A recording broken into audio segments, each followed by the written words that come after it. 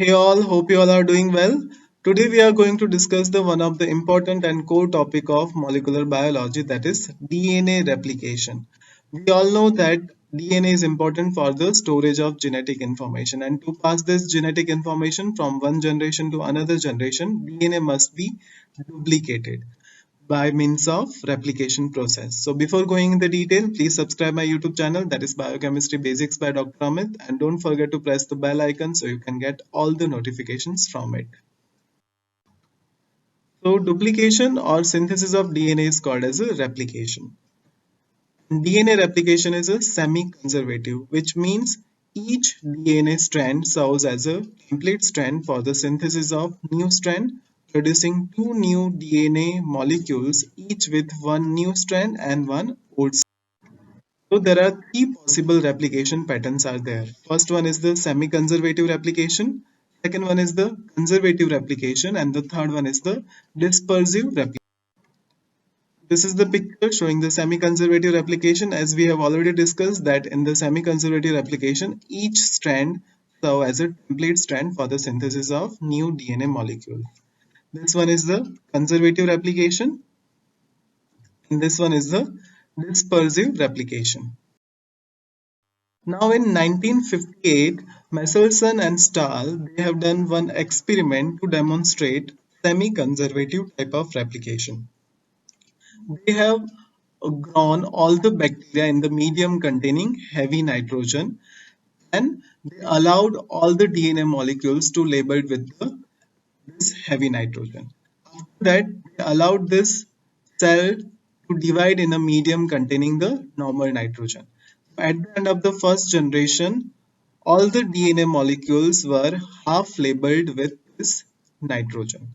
And at the end of the second generation, the half labeled molecules and unlabeled molecules were in equal number. So that means DNA is having semi-conservative type of replication. Now, characteristics of replication. So there are the four main characteristic of replication are there. First one, it is semi-conservative type of replication. Second one, it is a bidirectional replication, which means replication fork moves in a both direction opposite to that of origin of replication. It is the semi-discontinuous type of replication because in the lagging strain there is a discontinuous synthesis of DNA is there. And the fourth one is the high fidelity. High fidelity means it occurs with a high accuracy because DNA polymerase enzymes has a proofreading activity. So these are the four main characteristics of replication. So direction of the DNA replication. This is the unidirectional and this is the bidirectional. As I have already mentioned that replication forks move in the both direction opposite to that of origin of replication. Now, what are the various basic requirements for the replication? So the first basic requirement for the replication is the substrates in the form of various DNTPs, then template, then primer, and the last one is the various enzymes and proteins. So these are the basic requirements for the replication process. So first, substrates. So various deoxyribonucleoside triphosphates. The four main deoxyribonucleoside triphosphates are there, which is important for the synthesis of DNA, and that are deoxy-ATP, deoxy-GTP, deoxy-CTP, and deoxy-TTP. So these are the four important deoxyribonucleoside triphosphates, which is important for the synthesis of DNA or for the DNA replication. Then template. So as we have already discussed that template is required to direct the addition of appropriate complementary nucleotide to the newly synthesized DNA strand. And in the DNA, each strand serves as a template strand for the synthesis of new strand. Then primer. So primer, it is DNA synthesis is not cannot initiate without a primer. Fine, so that is the one important thing, and this primer is synthesized with the help of primase enzyme, which is a DNA dependent RNA polymerase enzyme, and this primer is around 5 to 6 nucleotide in length. It is a short piece of RNA And the RNA polymerase enzyme, which is a DNA-dependent RNA polymerase, it synthesizes a short stretch of RNA that is complementary to one of the template DNA strands. So that is about the primer. So this is the picture showing the complete replication process. First, there is a DNA template strand. Then there is a primase enzyme which synthesizes the RNA primer, and then DNA polymerase enzyme which do the elongation of this newly synthesized strand. Fine. So this is the primase and DNA polymerase enzyme. So DNA replication primed by the short stretch of RNA, that is RNA primer, which is synthesized by the primase enzyme. Now we will see the functions of various enzymes and proteins as per their appearance in the replication process. This table is very important to understand the replication process. So please understand it carefully.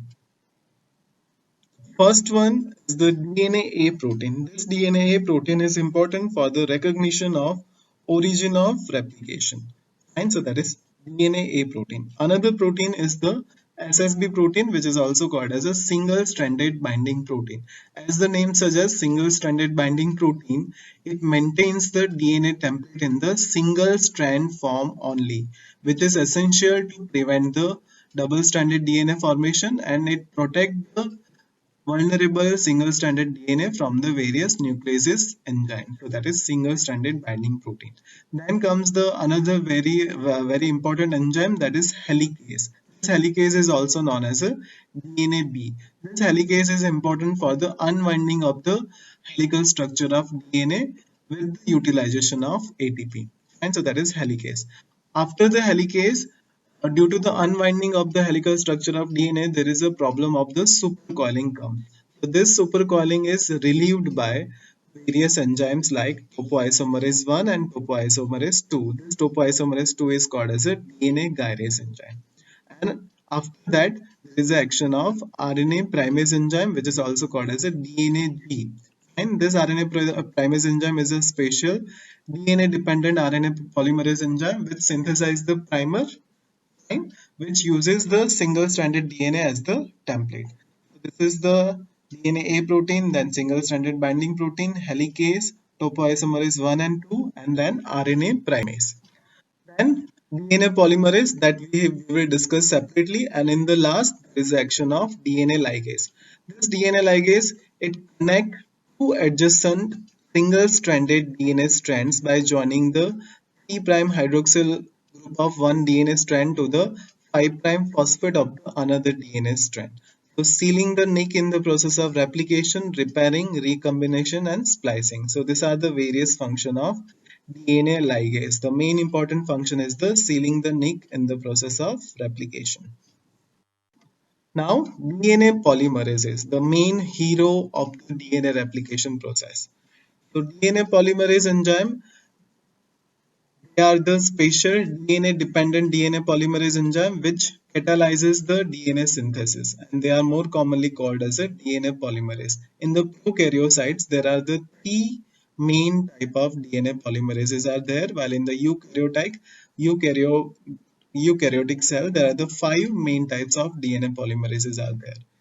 So in the prokaryotes, first one is the DNA polymerase 1, second one is the DNA polymerase 2, and the third one is the DNA polymerase 3. And the five DNA polymerase which exist in the eukaryotic cells are alpha, beta, gamma, delta, and epsilon. And one should remember this thing that all the polymerases enzyme, they read the strand from 3' to 5' direction, polymerize the strand from 5' to 3' direction, and they are having proofreading activity from 3' to 5', which is called as a 3' to 5' exonuclease activity. And and DNA polymerase 1 and 2, they also have a 5' to 3' exonuclease activity, which is important for the DNA repair function. Fine. So polymerase 1, it is important for the removal of the various primers. It is important for the gap filling on the lagging strand. And it is important for the DNA proofreading as well as for the DNA repair. Polymerase 2, it is important for the DNA proofreading and DNA repair. And the polymerase 3, It is important for the leading strand synthesis, synthesis of the Okazaki fragments, and for the DNA proofreading. Fine, so these are the various function of the polymerase 1, polymerase 2, and polymerase 3. Polymerase 1 and 2 is important for the repair. That means they are having 5' to 3' exonuclease activity as well. So comparison of DNA polymerases of E. coli. This is the table showing the comparison of the DNA polymerase 1, 2, and 3. Fine. So as we have discussed, they read the strand from 3' to 5', they polymerize the strand from 5' to 3', and they have proofreading activity from 3' to 5'. Fine. So that is the proofreading activity. And DNA polymerase and 1, 2, they have also 5' to 3' exonuclease activity. Now regarding the polymerization rate for the DNA polymerase 3 is higher as compared to the polymerase 1 and 2. And the processivity, that is nucleotides added before the polymerase dissociates, is also higher in case of DNA polymerase 3 as compared to the polymerase 1 and 2.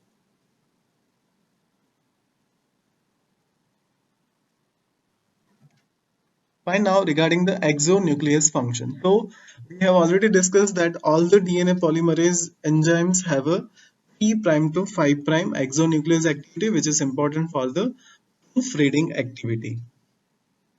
So this is the 3' to 5' exonuclease activity, which is excising the mismatched nucleotides. Fine. Over here, there is a mismatched nucleotide is there, so this will be removed by the 3' to 5' exonuclease activity, which all the DNA polymerase enzymes has this 3' to 5' exonuclease activity have. While 5' to 3' exonuclease activity is important for the removal of the primers or excise mutated segment, and this activity is particularly present in the DNA polymerase 1, and it is also present in the DNA polymerase 2. This is regarding the exonuclease function. Now DNA polymerase 1. So DNA polymerase 1, it was the first DNA dependent DNA polymerase which was discovered in 1958 by Arthur Kornberg, who received Nobel Prize for his discovery in 1959. So that's why this DNA polymerase 1 is also called as a Kornberg enzyme. Fine. So this is the DNA polymerase 1 which was discovered by the Arthur Kornberg. Now the polymerase 1 DNA polymerase enzyme which doesn't have any 5' to 3' exonuclease activity, or if there is a removal of this 5' to 3' exonuclease activity, then that particular enzyme is known as a plano fragment. Now DNA replication. So this DNA replication, it is divided into three main phase or three main stage. First one is the initiation process. Fine. Second one is the elongation process, and the third one is the termination process. So these are the three main stages of DNA replication process. So three stages of replication. The first stage is the initiation, second stage is the elongation, and the third stage is the termination. The first stage, initiation, it occurs at the origin of replication. That is called as the ORI site. And it separates the double-stranded DNA, and it involves the primer synthesis with the help of primase enzyme, which is DNA-dependent RNA polymerase enzyme. Then second is the elongation. Elongation involves the addition of new nucleotides based on the complementarity of the template strand. And it also involves the formation of phosphodiester bonds, correct the mismatch bases, and extend the DNA strand. So that is elongation process. And the termination process, it stops the DNA replication, occurs at the specific termination site, which are called as a TER site. TER, TER site. Fine. At the TER site, there will be the termination. So this is the picture showing the genome of the E. coli. Now in the genome of the E. coli, there is a one particular site is there, which is called as a ORI C site. Over here, there is a initiation of or origin of replication will occur. So that is ORI site. So first initiation.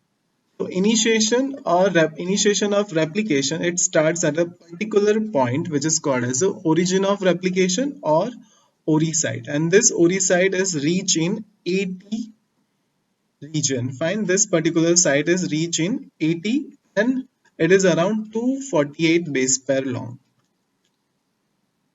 So this is the picture showing the consensus sequence which is reached in the AT. Fine, these are the AT reach area. Over here there will be the starting of origin of replication. So this is the 13 Mir sequence and this is the 9 Mir sequence. Mir means it is the oligonucleotide length. Fine. So this is the 13 oligonucleotide sequence and this is the 9 oligonucleotide sequence. So over here there will be the origin of replication will be starting. So replication of prokaryocytes. So in the prokaryocytes, as we all know that prokaryocytes doesn't have a nuclei and it it have a circular DNA.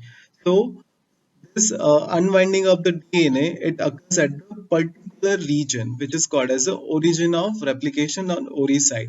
When you are examining this origin of replication site under the microscope, it appears like a bubble. That's why this ORI site is called as a replication bubble, and that particular region is called as a replication fork where this replication process will start actively. So the replication process starts from the origin and it proceeds in the two opposite direction. And as there is a only single the circular DNA is present in the prokaryocyte, so there will be the single ORI site and the single replication bubble will be there in the prokaryocyte. While the eukaryotic replication, there is the linear double-stranded DNA is available, so there will be the multiple ORI site will be there and multiple replication bubble will be there. So this is the first major difference between the prokaryocyte replication and eukaryocytic replication. Now, origin of replication. The site where DNA synthesis starts, it is called as the origin of replication. It is also called as a consensus sequence, which is reached in A and T. So this is the origin of replication. These are the two parent double-stranded DNA strands. So this origin of replication, as we have already seen in the table, it is identified by the DNA protein. So this DNA protein identifies the origin of replication and it starts the denaturation process. Fine. So this is the initiator protein, DNA protein. Fine. They identified the ORI site and it initiates the denaturation of double stranded of DNA, and there will be the unwinding of DNA will start with the help of helicase. So helicase will do the unwinding from the both direction. The formation of replication fork. So DNA recognizes the origin of site. Fine. The DNA-B, that is called as a helicase enzyme, along with the DNA-C. DNA-C will help in the binding of this helicase enzyme to the origin of site, will join the DNA protein complex and it will open the local AT reach region and move on the template downstream further to separate the enough space, and they will lead to the formation of one particular area which will be Y in shape, that is called as a replication fork. Over there, there will be the active synthesis or active replication process will start, and this replication fork can move in the both direction opposite to that of origin of site. And the single stranded binding protein, it will bind the complex to stabilize the single stranded DNA. Single stranded binding protein, it will prevent the re-annealing of the DNA. So this is the picture showing the model of the replicating fork. So as I have already discussed, there is a formation of Y-shaped area which is called as a replication fork, which is due to the action of the helicase enzyme along with the DNA-A protein. DNA-A protein will recognize the origin of site, and this helicase enzyme will break down these bonds and it will help in the unwinding of the DNA. So this is the unwinding of the DNA. Fine. So that is the model of replicating fork. Now, due to the action of this DNA helicase enzyme or unwinding of the DNA, there will be the problem of supercoiling will arise in the DNA. So this problem will be solved by another group of enzymes which are called as a DNA topoisomerase enzyme. This DNA topoisomerase enzyme are of two types. First one is the DNA topoisomerase 1 and the second one is the DNA topoisomerase 2. Topoisomerase 2, it is also called as a DNA gyrase enzyme. So this topoisomerase enzyme, they have particular domains are there in their structure. The first domain is responsible for the nucleases activity, and the second domain is having the ligase activity. Nuclease activity will cut the strand, will cut the strand, and the ligase activity will do the sealing the nick. So, double helix of the DNA separates from one side and the replication proceeds. Supercoils are formed at the other side. The problem of the supercoils in the DNA replication is solved by the group of enzymes which are called as a DNA topoisomerase enzyme. And there are the two type of DNA topoisomerase enzymes are there. First one is the DNA topoisomerase 1 and the second one is the DNA topoisomerase 2. So this is the picture showing the positive supercoiling which occurs due to the unwinding of the DNA. So this is the positive supercoiling. You can compare this positive supercoiling and negative supercoiling with the coiling of the telephone wire also. So this is the relaxed DNA and this is the positive supercoiling and this is the negative supercoiling. So if there is a positive supercoiling is there, is relieved by the help of type 1 DNA topoisomerase enzyme. These enzymes reversibly cut a single strand of the double helix. They will cut the single strand, while the type 2 DNA polymerase enzyme they will cut a double strand of the helix. They have both nuclease enzyme and nuclease activity and the ligase activity. Nuclease activity is responsible for the strand cutting, while the ligase activity is responsible for the strand resealing activity. They do not require ATP, but rather appear to store the energy from the phosphodiester bond they give and reusing the energy to reseal the strand. And so many anti-cancer drugs particularly target this enzyme, that is the etoposide and adriamycin. These are the anti-cancer drugs which prevent the action of this type 2, type 1 DNA topoisomerase enzyme, which helps in the relieving the positive supercoiling. While the negative supercoiling is relieved by the another group of enzyme. So this is the type 1 DNA topoisomerase. So this is the nick done by the type 1 DNA topoisomerase enzyme which has a nuclease activity, and then nick will be sealed by the ligase activity. Now type 2 DNA topoisomerase enzyme, which is also called as a DNA gyrase, it is responsible for the relieving the negative supercoiling. They will produce nick in the double strand. Fine. So there will be the easy in the relieving of the negative supercoiling. And the enzyme then causes second stretch of the DNA double helix to pass through the break and finally reseals the break.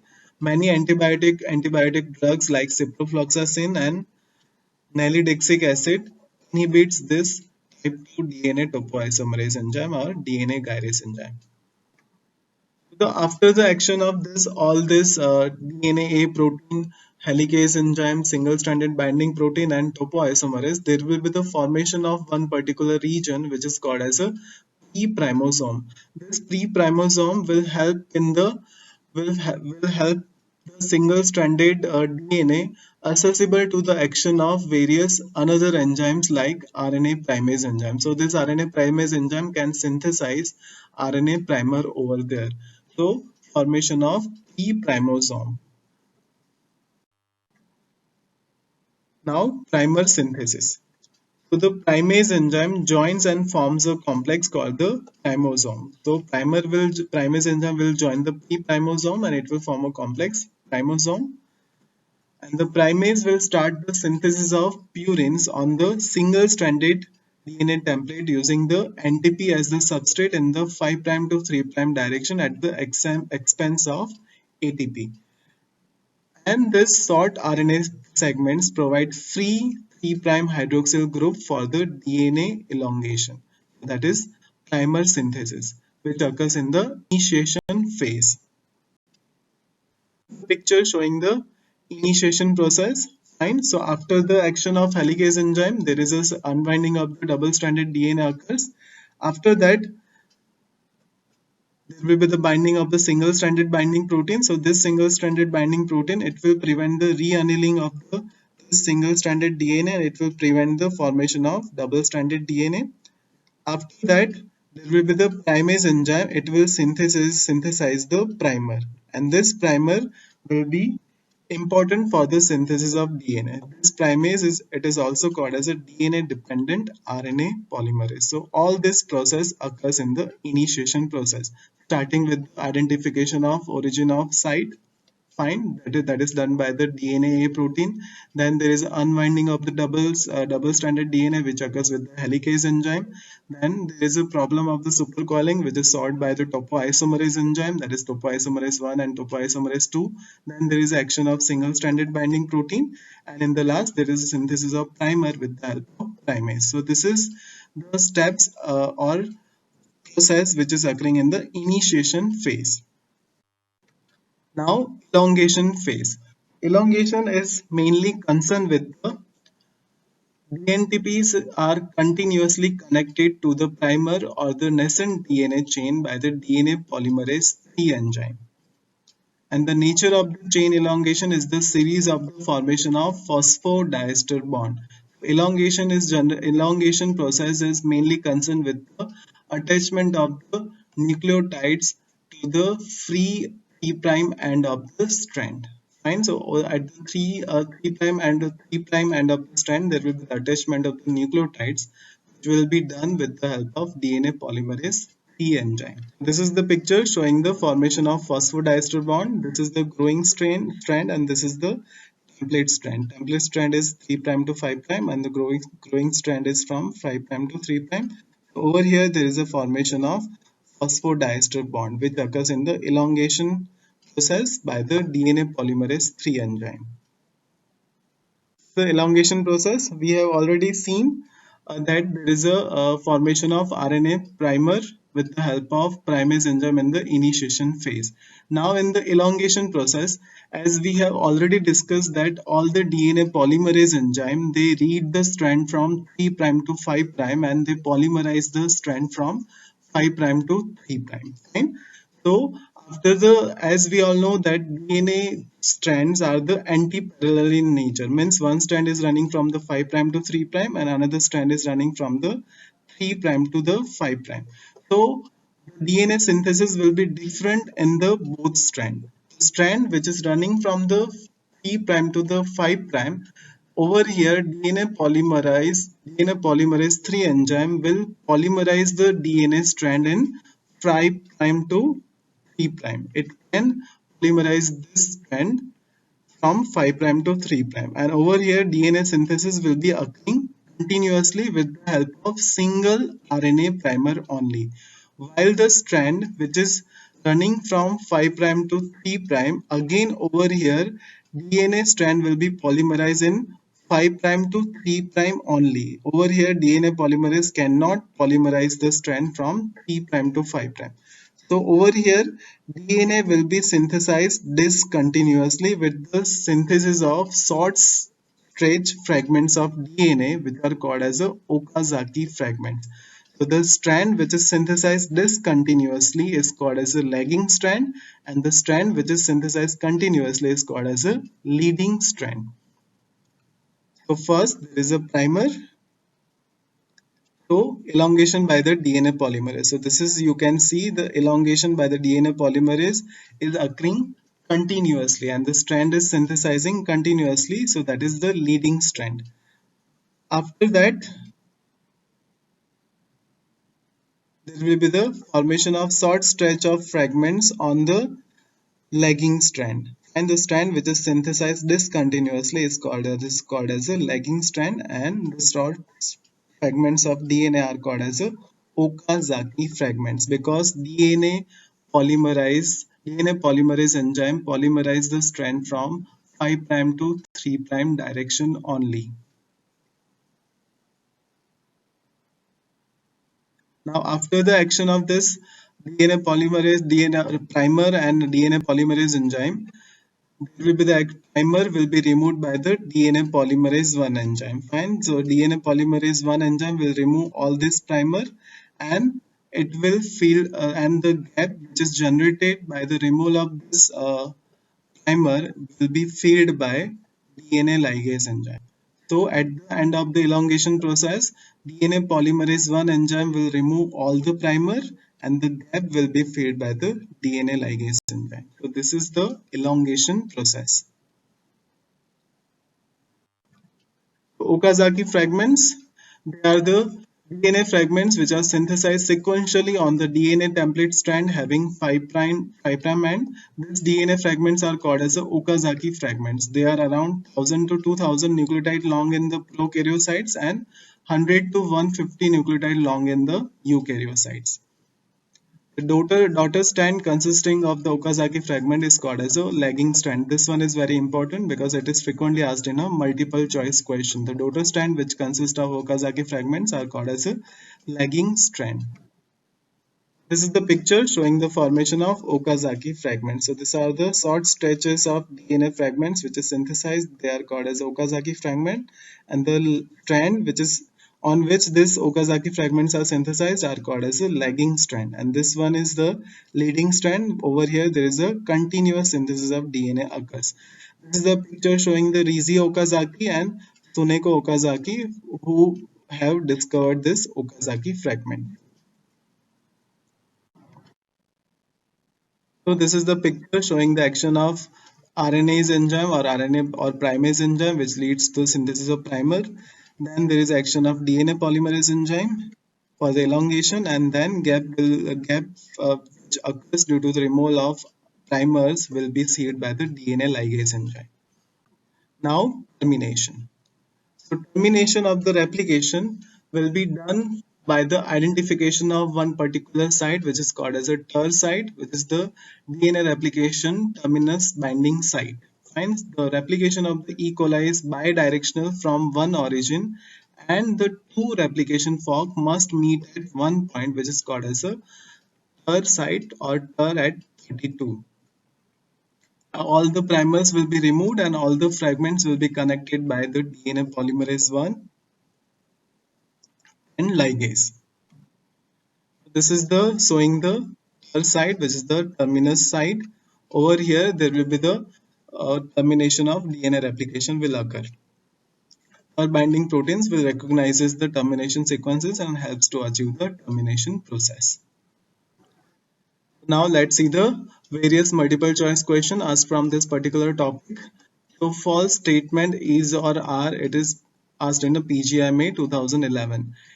And the options are: in leading strands, DNA is synthesized continuously. B. Multiple origins of replication are possible for the bacteria. C. DNA replication proceeds in one direction. D. Lagging strands stick by the RNA primase enzyme. And E. DNA polymerase 3 possessive leading strand synthesis. So we have to identify the false statement. The false statement are: B. Multiple origin of replication is not present in the bacteria. There is a single origin of replication. C. DNA replication process in a one direction. It is processed in a two direction, and the lagging strand doesn't stick by the RNA primase. So the correct options are B, C, and D. Now another question which was asked in November 2017. Which of the following is true about DNA polymerase 3? And the options are: it forms the Okazaki fragments and needs RNA primer. B. It is needed for the translation. C. Bacteria can function without it. And D. Has a DNA repair function. So it is needed for a translation. It is a wrong one. Bacteria cannot function. Fine. And the D has a DNA repair function. Only two DNA polymerase has a repair function, which is 5' to 3' exonuclease activity, that is DNA polymerase 1 and 2. So the correct option for the DNA polymerase 3 is it forms the Okazaki fragments and needs RNA primer for its function in the elongation part. Third question which was asked in All India 2009. The gaps between the segment of the DNA on the lagging strand produced by the restriction enzymes are joined or sealed by, and the options are: A. DNA ligase, B. DNA helicase, C. DNA topoisomerase, and D. DNA phosphorylase. So the Gaps between the segment of the DNA on the lagging strand produced by the restriction enzymes are joined and sealed by. So the correct answer is A, DNA ligase. DNA ligase is helping in the joining of the nicking or sealing. Now, another question which was asked in All India 2006. During replication of DNA, which one of the following enzyme polymerizes the Okazaki fragments? And the options are DNA polymerase 1, DNA polymerase 2, DNA polymerase 3, and the RNA polymerase 1. So RNA polymerase is already excluded. The enzyme which is helping in the polymerization of the Okazaki fragment is DNA polymerase T. So the correct answer is C. Another question which was asked in a Kerala 2008. Radio-labeled DNA was allowed to replicate twice in a non-radioactive environment. Which of the following is true? So it is from the Michelson-Stahl experiment. And the options are all the strands will have radioactivity, half of the DNA will have no radioactivity, no strands will have radioactivity, and the 3/4 of the DNA replicated will have radioactivity. So we have already seen the experiment. So as DNA follows the semi-conservative replication, so the correct answer is B, half of the DNA will have no radioactivity. And the last question which was asked in the PGI June 2003, DNA polymerase have A 3' to 5' polymerase activity, B 5' to 3' polymerase activity, C 3' to 5' exonuclease activity, and D 5' to 3' exonuclease activity. So we have already discussed they read the strand from 3' to 5', polymerize the strand from 5' to 3'. So the one option is correct, which is 5' to 3' polymerase activity, and they have a 3' to 5' exonuclease activity, which is responsible for the proofreading. And they also have a 5' to 3' exonuclease activity, which is for the repairing function. Fine. So the correct options are B, C, and D. And the last question is, in which of the following phase DNA doubling occurs?